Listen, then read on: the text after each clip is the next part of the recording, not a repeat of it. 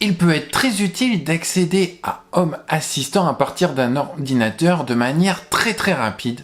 Et cela est possible grâce à l'utilisation d'une extension directement dans votre navigateur si vous utilisez Chrome ou Firefox. J'ai découvert cette extension il y a quelques semaines et je vous propose de vous montrer comment très simplement l'installer et quelle utilité vous pourriez en faire en vous créant un tableau de bord spécifique à cette extension. C'est parti!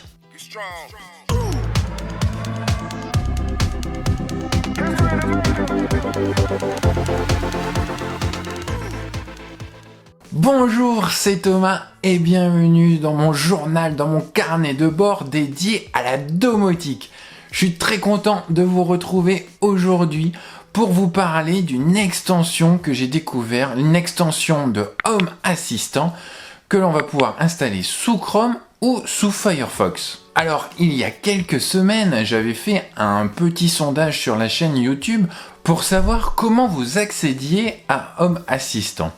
Et il s'avérait que vous utilisiez pour la plupart d'entre vous votre smartphone, mais on peut parfois avoir besoin d'accéder à Home Assistant à partir de son ordinateur, à partir d'un navigateur et pas forcément avoir envie de taper toute l'URL. C'est là qu'intervient l'extension si vous utilisez comme navigateur Chrome ou Firefox. C'est une petite extension que l'on va installer. Vous allez retrouver la petite icône juste à côté de votre barre de navigation et en cliquant sur cette extension, on va voir apparaître juste en dessous un tableau de bord de Home Assistant. J'utilise cette extension pour ma part de manière assez récurrente désormais, puisque je trouve ça vraiment tout simple des fois, quand je veux avoir accès à une information, température, peut-être en plein hiver, régler son chauffage très rapidement, ou lancer son aspirateur pour son robot aspirateur.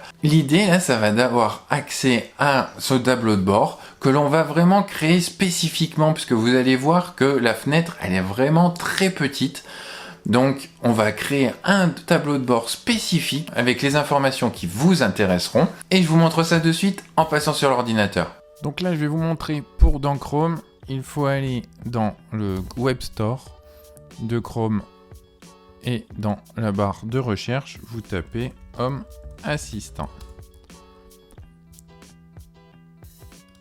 Et c'est le tout premier sur lequel vous allez cliquer et on va faire ajouter à Chrome, ajouter l'extension.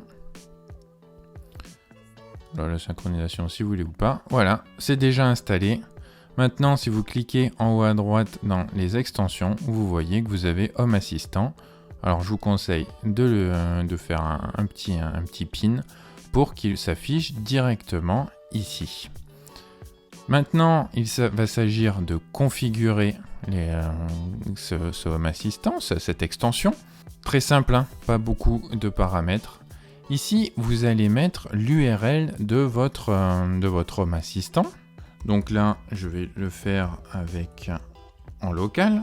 Mais si vous avez une URL que vous pouvez accéder de l'extérieur et que votre PC est amené à sortir de votre réseau, eh bien, mettez votre URL qui vous permet d'utiliser de l'extérieur avec le port. Et on voit déjà une petite preview et on va pouvoir gérer aussi bien la hauteur de la fenêtre que la largeur. Donc ça dépend un petit peu de votre écran et de ce que vous allez vouloir faire. On va pouvoir cacher le header et vous cliquez sur Save. Donc là, c'est vraiment basique pour une première installation. Et vous allez voir que là, maintenant, si on revient sur la page de Google, si on clique là-dessus, eh bien, voilà, on a un petit encadré qui va s'afficher et qui va nous afficher notre tableau de bord. Là, c'est vraiment le tableau de bord mon tableau de bord principal que j'affiche sur mon ordinateur. On voit que c'est pas forcément adapté à cet affichage-là. Quoique, c'est pas non plus, c'est pas mal. Mais ce qu'on va faire, eh bien, c'est de créer un tableau de bord spécifique pour notre extension. Pour cela, on va se rendre sur Home Assistant. Alors moi, je l'ai déjà fait. Et en fait, si vous voulez, vous allez créer soit un nouveau tableau de bord, soit ça pourrait très bien être une page, là ici un onglet.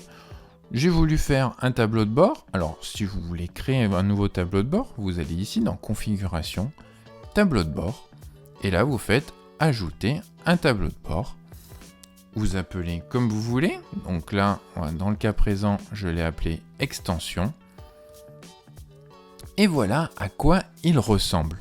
J'y ai mis vraiment la température extérieure, combien de personnes sont présentes au domicile, la température de mon domicile. Vraiment pour avoir en un coup d'œil si l'alarme est activée, s'il y a eu des détections d'ouverture de porte, si les détecteurs de fumée disent quelque chose ou s'il y a eu une détection de mouvement. Après, voilà, comme je le disais, moi c'est pour lancer l'aspirateur assez régulièrement. Je trouvais que de faire ces petits boutons-là était sympa. Et également d'activer ou de désactiver l'alarme ou le mode nuit en fonction de ce que je veux faire. Donc voilà, ce que j'ai voulu faire, c'est créer quelques boutons très rapidement pour avoir accès depuis mon extension. Pour appeler précisément cette URL, ce tableau de bord, on va prendre et on va spécifier en plus le Lovelace-extension dans notre option. Donc là, vous faites un clic droit sur votre onglet, option, et cette fois, on va rajouter Lovelace-extension, et voilà, c'est vraiment le tableau de bord que l'on vient de créer qui s'affiche dans notre onglet.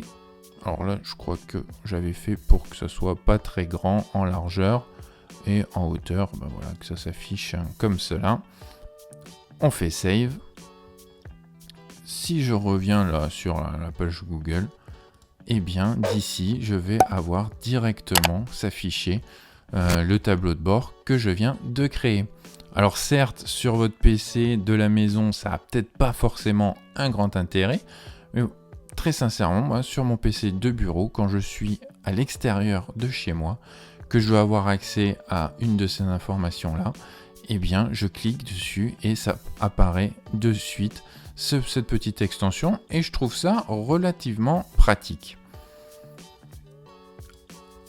Alors je ne vais pas détailler ici tout ce que j'ai fait pour faire ce tableau de bord, comment je l'ai fait. Désormais vous avez tout le code de ma carte qui est disponible sur le GitHub où je vais partager désormais ma configuration. Donc vous trouvez toute la configuration Home Assistant et alors elle a un petit peu évolué déjà comme vous avez pu le voir le tableau de bord il ressemble plus à ça, mais vous avez accès également aux autres tableaux de bord et avec la petite partie extension.